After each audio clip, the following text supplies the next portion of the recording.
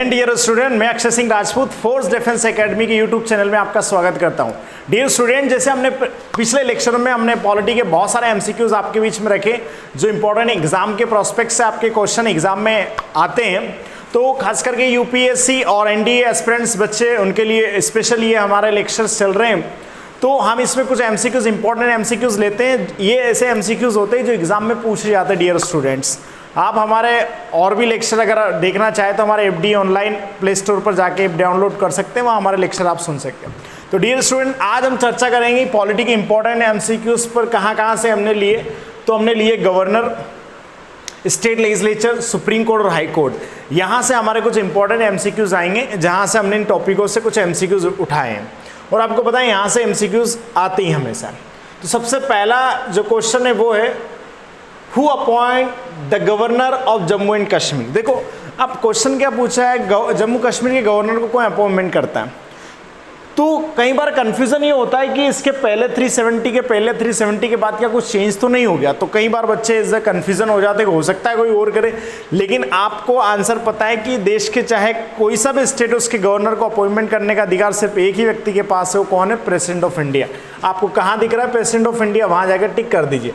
लेकिन यूपीएससी समझता है कि बच्चा कंफ्यूजन होगा, इसलिए वो क्या करता है, ऑप्शन ऐसे क्वेश्चन डालते। जम्मू कश्मीर ही क्यों लिया, ठीक है, मैं बता दूं, बाकी और कोई नहीं, तो द प्रेसिडेंट ऑफ इंडिया ही चाहे किसी भी स्टेट के हो, उनके अपॉइंटमेंट करने का राइट किसके पास है? भारत के राष्ट्रपति के पास है। नेक्स्ट क्वेश्चन है consider the following statement relation to governor of the state in India. Bharat में गवर्नर संबंधित कुछ आपके साथ में ऑप्शन दिए गए। ही must be citizen of India by birth. देखो, इन चीज़ों पर थोड़ा फोकस करना है, ठीक है। He must have complete the age of 35 years. He must be eligible to be a member of the Lok Sabha. He may be appointed as governor 2 or more states. देखो, हमारे यहाँ he must be citizen of India, लेकिन by birth का concept नहीं है, इसलिए ये नहीं होगा। Second, he must complete the age of, तो ये तो होगा। He must be eligible for a member of the Lok Sabha. जरूरी नहीं कि वो लोकसभा का मेंबर हो या बने तभी वो गवर्नर बन सकता है, तो ये भी नहीं हो सकता। दूसरा, he may be appoints as governor for 2 और मोर स्टेट। ये भी हो सकता है। कई बार देखा होगा उन्होंने, कई गवर्नर एक राज्य के भी बन सकते, दूसरे राज्य के भी बन सकते। तो 2 और 4 सही है। कहाँ दिख रहा है आपको 2 और 4? तो ऑप्शन डी में 2 और 4 दिख रहा है। 2 और 4 is a right answer dear. तो आप इन क्वेश्चनों को पहले, मैंने हमेशा लेक्चर बोलता हूँ, पहले आप सही से पढ़िए, आपको वो इसमें आंसर दिखने लग जाएगा। विच one of the following statement about the governor of Indian state is not true बताना है। इस चीज़ पर फोकस करना। नॉट ट्रू क्या है? He is appointed by the president of India, तो ये तो सही है। He can be governor of more than 1 state, ये भी सही है। He hold office for a term of 5 years, ये भी सही है। He can be remove earlier if the legislature of the concern state pass resolution of his removal. देखो, वो स्टेट नहीं हटाता, उसको प्रेसिडेंट हटाता है, इसलिए ऑप्शन डी क्या है इसके हिसाब से राइट आंसर है, क्योंकि ये सही नहीं है ना, उसको कोई स्टेट नहीं हटाता है, ठीक है। नेक्स्ट क्वेश्चन है dear student, which one of the following are the dictionaries power given to the governor of state. कई बार बच्चे इसमें कंफ्यूजन हो जाते हैं कि लेजिस्लेचर पावर सुना है, लेजिस्लेटिव असेंबली जो पूरा पावर आप देखते हैं, सारे पावर आप देखते हैं, एग्जीक्यूटिव पावर सुना है, जुडिशियल पावर सुना है, फाइनेंशियल पावर, लेकिन डिक्शनरीज पावर नहीं। इसका बेसिक मीनिंग मैं आपको हिंदी बता दूं, इसका मीनिंग होता है स्वविवेक के अधिकार की। कब भारत का राज्यपाल अपने स्वविवेक के अधिकारों का यूज करता है, मतलब खुद का निर्णय कब लेगा, इन कंडीशनों में से ऐसी क्या कंडीशन होती है। तो पहला हम देखेंगे sending a report to the president of India for imposing the president rule, बिल्कुल सही है। इसमें वो खुद के अपने दिमाग का यूज करता है जब किसी राज्य में राष्ट्रपति शासन लगाना हो। सेकेंड है अपॉइंटिंग द मिनिस्टर। देखो, इसमें नहीं लगाता, क्यों नहीं लगाता? क्योंकि इसमें तो चीफ मिनिस्टर बोलता है, उसको किसी मिनिस्टर को बनाना है। सेकेंड है reserving certain bills pass bye the state legislature for consideration of the president, बिल्कुल इसमें भी अपना दिमाग लगाता है कि किस बिल को प्रेसिडेंट के पास रिजर्व रखना है, इसमें खुद का ही दिमाग होता है। 4 है making rules to conduct the business of the state government. देखो, ये वाला ऑप्शन सही नहीं, क्योंकि ये chief minister council of minister का काम है, तो वो नहीं होगा। सिर्फ 1 और 3 ऑप्शन में देख लीजिए, 1 और 3 आपको कहाँ दिख रहे हैं? 1 और 3 ऑप्शन बी में आपको दिख रहे हैं, तो 1 और 3 ओनली इसके राइट आंसर आएंगे। आप प्रेसिडेंट को अच्छे से पढ़ लिया तो आपको गवर्नर इजीली आपको समझ में आ जाता है, ठीक है, क्योंकि वही इसका छोटा रूप होता है। Under which article of the constitution India the governor has the power to promulgate ordinance. देखो मैं ऑर्डिनेंस की बात हमेशा करता हूँ कि प्रेसिडेंट का ऑर्डिनेंस जो होता है 1, 2, 3 आर्टिकल के अकॉर्डिंग होता है, लेकिन वहीं पर गवर्नर का जो ऑर्डिनेंस होता है वो किस आर्टिकल के तहत होता है, तो वो होता है 213। किसके तहत होता है? 213। इस चीज़ को याद रखिए, 2 को आगे रख दीजिए बस कंफ्यूजन ना हो, है ना। आप इसी से थोड़ा सा मैच कर सकते हो, जैसे ये है 1, 2, 3, तो 2 को आगे रख के 3 को 1 को पीछे कर दी, बस आपका आंसर इसमें हो जाएगा। गवर्नर का ऑर्डिनेंस क्या है? 213 है, ठीक है। नेक्स्ट फिर से आप पूछा है 2 स्टेटमेंट 1 इज रिलेटेड। देखो ये क्वेश्चन आते हैं एसर्शन और उसका रीजन। ये मैं बताता हूँ कि ये एनडीए एग्जाम या सीडीएस एग्जाम में, अधिकतर यूपीएससी एस्पिरेंट एग्जाम में क्वेश्चंस आते हैं, तो क्वेश्चन को पहले आप पढ़ लीजिए। क्वेश्चंस क्या बोल रहा है? क्वेश्चन एसर्शन में बोल रहा था प्रेसिडेंट और a governor can not be sued in a court of law of any act. देखो ये इंपॉर्टेंट, सूड मतलब किसी भी न्यायालय में उसके खिलाफ मुकदमा दायर होना। तो आपको पता है कि देश का प्रेसिडेंट और गवर्नर के खिलाफ किसी भी कोर्ट में कोई मुकदमा नहीं चलता जब तक वो पोस्ट पे होते हैं। रीजन है the president can be impeached and the governor may be dismissed for unconstitutional act done. देखो ये रीजन अलग है और ये अलग है, तो कहीं ना कहीं मैच नहीं कर रहा है, ठीक है ना। बिल्कुल प्रेसिडेंट तो हटता ही है, और अनकॉन्स्टिट्यूशनल का मेथड ये होता है कि उसको प्रेसिडेंट ही हटाता है, लेकिन कभी भी डिसमिस कर सकता है, ठीक है। तो कहीं ना कहीं ये सारी चीज़ें आपको सीख रही, लेकिन इसका मीनिंग इससे दोनों रिलेटेड नहीं हो रहा। तो ऑप्शन क्या हो जाएगा? बी आ जाएगा। ए और आर क्या हो जाएगा? दोनों ट्रू हो जाएंगे, पर R is not correct explanation of A. तो राइट आंसर आपका क्या हो जाएगा? बी का राइट आंसर हो जाएगा। Next, as per Indian constitutional legislature state consist. देखो भारत का जो लेजिस्लेचर ऑफ स्टेट किससे मिलकर बनता है? तो आपको पता है बाईकैमरल भी होता है, सिंगल यूनिकैमरल भी होता है। तो लेजिस्लेटिव काउंसिल और गवर्नर नहीं, लेजिस्लेटिव असेंबली और लेजिस्लेटिव काउंसिल ये भी होता है, लेकिन आपको पार्ट बताना है legislative assembly and governor. D option है governor, legislative assembly and legislative council where is option D. मैं हमेशा बता जाऊँ जैसे कि देश की पार्लियामेंट है वो प्रेसिडेंट, राज्यसभा, लोकसभा से मिलकर बनी, ऐसे ही राज्य में अगर वहाँ की लेजिस्लेचर है तो गवर्नर, लेजिस्लेटिव असेंबली और लेजिस्लेटिव काउंसिल से मिलकर बनती है, अगर वहाँ पर एग्जिस्ट करती है तो ऑप्शन डी आपका राइट आंसर हो जाएगा। तो यहाँ पे आपको ऑप्शन में क्या देखना? डी ऑप्शन ओनली 4, तो इसका आंसर सही है। Next, in which assembly of state money bill are proposed. देखो मनी बिल कहाँ प्रपोज होता है? तो मैं आपको सिंपल सा बना दूं, मनी बिल एक ही जगह प्रपोज होता है। कहाँ होता है? Only legislative assembly. अब आपको कहाँ दिख रहा है लेजिस्लेटिव असेंबली? ऑप्शन सी में दिख रहा है। जैसे लोकसभा में प्रपोज होता है, ऐसे ही कहाँ होता है? लेजिस्लेटिव असेंबली, क्योंकि ये क्या है? ये इसको बोलते हैं लोअर हाउस, ठीक है। Next question, which article of the Indian constitution provides the provision Vidhan Parishad. देखो डियर स्टूडेंट, विधान परिषद जो क्वेश्चन पूछा है आपसे, अब मैं स्पेशल आपको बता दूं विधान परिषद जो है, इस विधान परिषद को क्या बोलते हैं? इसी को स्टेट काउंसिल बोलते हैं। हिंदी में कई बार आपको कंफ्यूजन करने के लिए भी दे भी सकते हैं, तो याद रखना विधान परिषद मतलब स्टेट काउंसिल। तो इसका आर्टिकल ये कहाँ पर है? आर्टिकल 171 में, क्योंकि असेंबली आर्टिकल 170 में, तो विधान परिषद जो है स्टेट काउंसिल 171 में है। तो ऑप्शन बी इसका राइट आंसर है। Next, how many member are nominated in the legislative council of Uttar Pradesh by the state governor. अब कंफ्यूजन करने के लिए यूपी का पूछा है बाय द गवर्नर, तो बच्चा कंफ्यूजन होता है कि हो सकता है यूपी में ज़्यादा गवर्नर करता हूँ, लेकिन याद रखना स्पेशल कि गवर्नर को किसी भी स्टेट में सिर्फ वहाँ की लेजिस्लेटिव काउंसिल में जो लोगों को अपॉइंटमेंट करने का अधिकार होता है वो 1/6 होता है, चाहे वो किसी भी स्टेट में क्यों ना हो, ठीक है ना। 1/6 मेंबर को अपॉइंटमेंट करता है, इसलिए कभी कंफ्यूजन ना हो। ऐसा नहीं कि उत्तर प्रदेश का नाम दे दिया तो 1/10 नहीं, 1/6 ऑफ द टोटल मेंबर, बस इससे ज़्यादा नहीं करता। Next, which one of the following state does not have a bicameral legislature. देखो मैं आपको बोलता हूँ यूनिकैमरल और बाईकैमरल, और बाईकैमरल मतलब क्या होता है? जहां पर ड्यूअल हाउस हो। बाईकैमरल जैसे लेजिस्लेटिव असेंबली और काउंसिल, दूसरा क्या होता है? काउंसिल होता है। तो आपको पता है यूपी में भी है, बिहार में भी, कर्नाटक में, लेकिन मध्य प्रदेश में नहीं है। तो राइट आंसर क्या हो जाएगा? मध्य प्रदेश आपका राइट आंसर हो जाएगा, ठीक है, इस प्रोस्पेक्ट में, क्योंकि एमपी में बहुत दिनों से प्रपोजल है लेकिन अभी तक बनी नहीं। तो अब पूछा है नॉट, नहीं है वहां, तो B is a right answer आपका। Next, which one of the following state is exception of the provision of article 170 which say state legislative assembly of state shall consist of not less than 60 member. देखो 60 से ज़्यादा विधायक किसी भी विधानसभा में नहीं होगा, तो ऐसा अपवाद कौन सा राज्य है? तो आपको पता है सिक्किम जो है वहाँ पर ओनली कितने 36 के करीब वहाँ पे मेंबर आते हैं, तो ये इसका क्या है? एक्सेप्शनल केस आता है। ऑप्शन ए राइट आंसर है। Next, who conduct the state assembly election? कौन करता है स्टेट असेंबली के इलेक्शन? तो आपको पता है, मैं आप स्पष्ट बता, जो भारत का इलेक्शन कमीशन ऑफ इंडिया हो, चाहे वो लोकल इलेक्शन ऑफ लोकसभा हो या local election of state legislative assembly, तो कौन करता है? Election commission of India. Option C is the right answer. Next, if the speaker of legislative assembly of a state wants to resign he will given his resignation।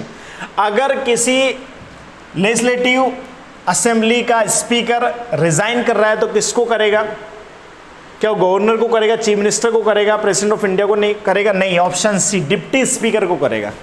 याद रखना, दोनों एक दूसरे को करते हैं, स्पीकर डिप्टी स्पीकर को, deputy speaker speaker को अपना रिजाइन करता है, याद रखना है चीज। Next, the contingency fund of state is operated by, कौन ऑपरेट करता है कॉन्टीजेंसी फंड ऑफ स्टेट को? याद रखना, जैसे मैं बता दूं, कॉन्टीजेंसी फंड को ऑपरेट करने का मतलब ये होता है कि अगर यहां पर आपको ऑप्शन लेजिस्लेटिव असेंबली दे रखते हैं, लेजिस्लेचर दे रखते हैं, तो वो आता है, लेकिन वो ऑप्शन नहीं है, तो आपको कौन सा देना पड़ेगा? गवर्नर ऑफ द स्टेट उसको क्या करता है? कॉन्टीजेंसी फंड को रिलेटेड करता है, क्योंकि आपको पता है कंसोलिडेटेड फंड होता है, कॉन्टीजेंसी फंड होता है। कॉन्टीजेंसी फंड से अगर आपको कोई पैसा निकालना है अचानक, तो उस पर किसका अप्रूवल लगता है? गवर्नर ऑफ स्टेट का अप्रूवल लगता है डियर स्टूडेंट। तो ए ऑप्शन इज राइट।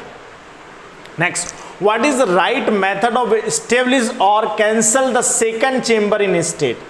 देखो सेकंड चेंबर के बारे में पूछा, सेकंड चेंबर यानी लेजिस्लेटिव काउंसिल के बारे में पूछा, और हम क्लासेस में जब पढ़ते कि लेजिस्लेटिव काउंसिल को बनाना है तो वो डिसीजन लेने का राइट किसके पास है? लेजिस्लेटिव असेंबली के पास है, कि वो प्रपोजल प्रस्ताव कर देती है तो देश की पार्लियामेंट वो बना देती है। अगर उसको खत्म करना है तो ये भी डिसीजन कौन लेती है? लेजिस्लेटिव असेंबली लेती है। तो यहाँ ऑप्शन आप देख लो कौन लेता है, तो आपको प्रपोजल में लिखा है, ये प्रपोजल कौन पहुँचाता है, ठीक है ना, कौन पहुँचाता है प्रपोजल? देखो, क्योंकि ये चारों ऑप्शन एक बार आप पढ़ लो। Proposal in house of people with simple majority, house of people Lok Sabha को बोल दे तो वहाँ से कोई मतलब नहीं। Proposal in legislative assembly with simple majority नहीं, ये स्पेशल मेजोरिटी से जाता है। Proposal in legislative, proposal in house of people with full majority, तो ये ऑप्शन आपका आएगा प्रपोजल इन लेजिस्लेटिव असेंबली, ठीक है। यहाँ से ये जाता है स्पेशल, तो option C is right answer.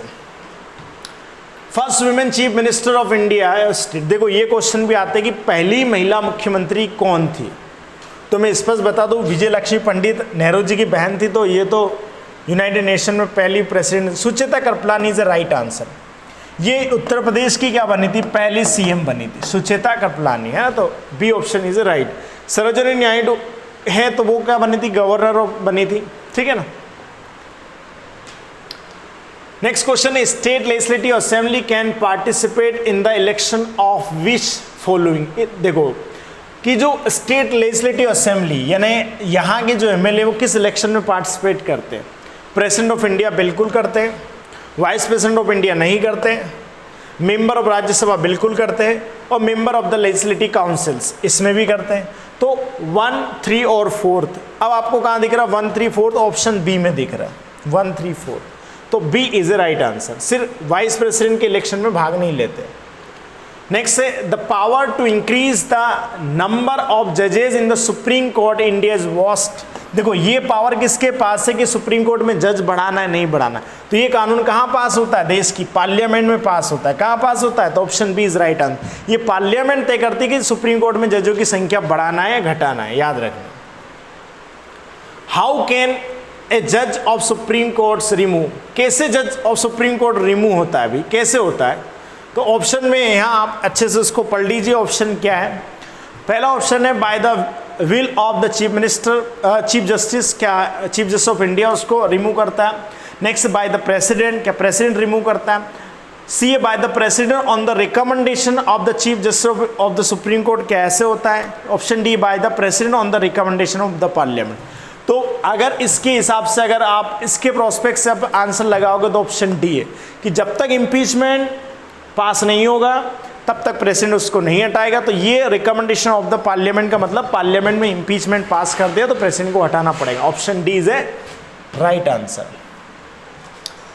Next, acting chief justice of India is appointed.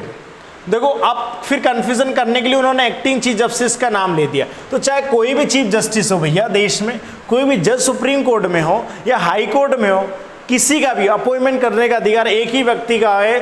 आंख बंद करके आप इस पर लगा दीजिए, वो है प्रेसिडेंट ऑफ इंडिया। याद रखना कौन है, प्रेसिडेंट ऑफ इंडिया, ठीक है ना, क्योंकि प्रेसिडेंट ऑफ इंडिया ही एक्टिंग चीफ जस्टिस को अपॉइंटमेंट करने का अधिकार होता है, ठीक है ना। Next, the minimum number of जजेस of the supreme court require for hearing any case involving interpretation of the constitution. देखो संविधान की व्याख्या अगर करना है तो ये स्पेशल बात लिखी गई कि अगर कोई ऐसा मुद्दा कोर्ट में गया सुप्रीम कोर्ट में तो उस पर कितने जज उसकी सुनवाई करेंगे, 10, 9, 7 और 5। देखो मिनिमम जजेस की बात हुई तो मैं बता दूं कितने लोग रहेंगे वहाँ पर, 5 जजेस रहेंगे, ठीक है।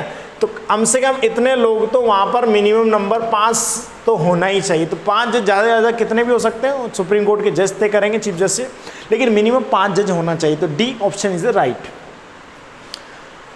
Next, which article of the constitution of India deal with the appellate जुडिक्शन of the supreme court in connection with the constitution cases. देखो हम कई सारे जुडिक्शन सुप्रीम कोर्ट के पढ़ते हैं, अपीली जुडिक्शन से लेके रिलेटेड या बहुत सारे जुडिक्शंस वहाँ पर आते हैं।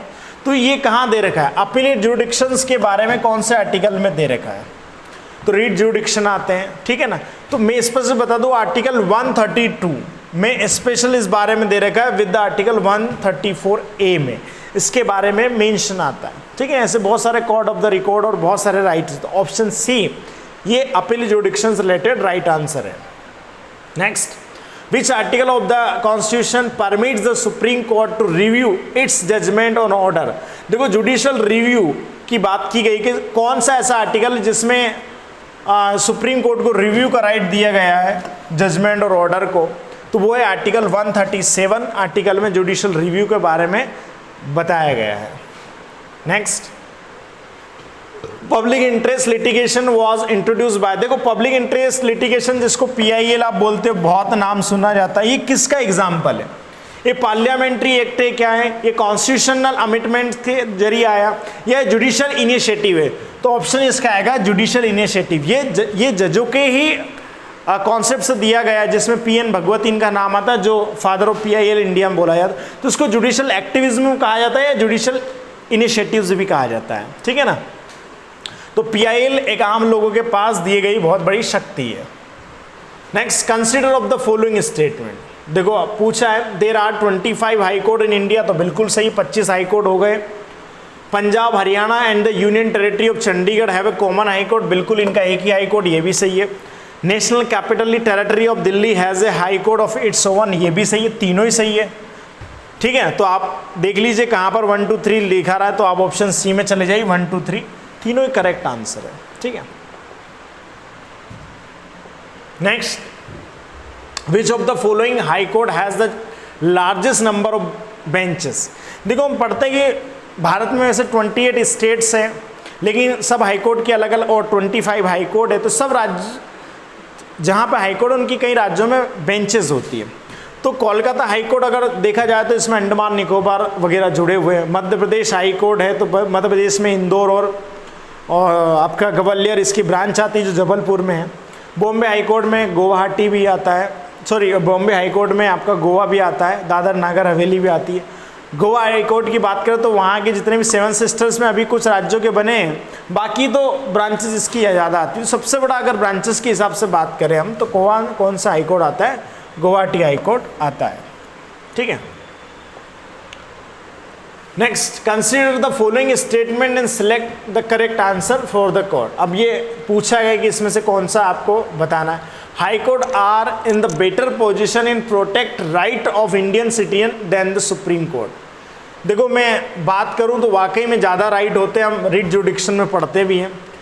Supreme court an issue reads to protect only fundamental right, तो बिल्कुल ऑप्शन सही है, ए सही है, इसलिए जो आर है वो एक्सप्लेनेशन ए का सही है, तो ऑप्शन ए क्या हो जाएगा, इसमें राइट आंसर आ जाएगा। ये सुप्रीम कोर्ट सिर्फ रीट फंडामेंटल राइट में इशू कर सकता है, लेकिन जो हाई कोर्ट है वो बाकी केस में भी इशू कर सकता है, ठीक है। नेक्स्ट से consider the following statement regarding the high court in India. पहला है there are 18 high courts in the country, तो ये तो गलत हो जाएगा, भारत में 25 है, यहाँ पे तो 18 के बारे में बात की गई, तो ये गलत है। 3 of them have jurisdiction over more than 1 states, no union territory as its icon as, तो ये तो लगभग ये भी गलत आ रहा है, ये भी गलत आ रहा है। 4 देख ले, जज of the high courts hold office till the age of 62, तो सिर्फ यही सही आ रहा है कि हाई कोर्ट के जज 62 साल तक अपनी रह सकते, तो only 4, option D is a right answer. Next है the power of high court issue writs cover, कौन कौन सी रीट्स हाई कोर्ट्स के पावर के जुडिक्शन में आती है, तो कॉन्स्टिट्यूशनल राइट वाली भी आती है, स्टैट्यूटरी राइट्स भी आती है, फंडामेंटल राइट्स भी आती है, तो ऑप्शन क्या हो जाएगा, ऑल ऑफ द अबव, तो option D is a right answer. मैंने आपको बताया सिर्फ फंडामेंटल राइट में इशू सुप्रीम कोर्ट सकता है, लेकिन हाई कोर्ट किसी भी रिट जुडिक्शन में अपनी रीट जारी कर सकता है, इसलिए हाई कोर्ट के पावर सुप्रीम कोर्ट से ज़्यादा होते हैं डियर स्टूडेंट। तो आज हमने इतने इंपॉर्टेंट्स टॉपिकों पर चर्चा की डियर स्टूडेंट, ये इंपॉर्टेंट टॉपिक्स हैं जहाँ से क्वेश्चन आपके एग्जाम में आते हैं। डियर स्टूडेंट, हम ऐसे ही लेक्चर्स आपके बीच में लेकर आएंगे और जिनसे जो एग्जाम में आपसे क्वेश्चंस पूछे जाते हैं डियर स्टूडेंट। तो सभी स्टूडेंट को बहुत बहुत धन्यवाद, थैंक यू वेरी मच। आप हमारे साथ ऐसे ही बने रहिए, 4 डिफेंस एकेडमी आपके लिए ऐसे स्पेशल लेक्चर लेके आता रहेगा। जय हिंद, वंदे मातरम।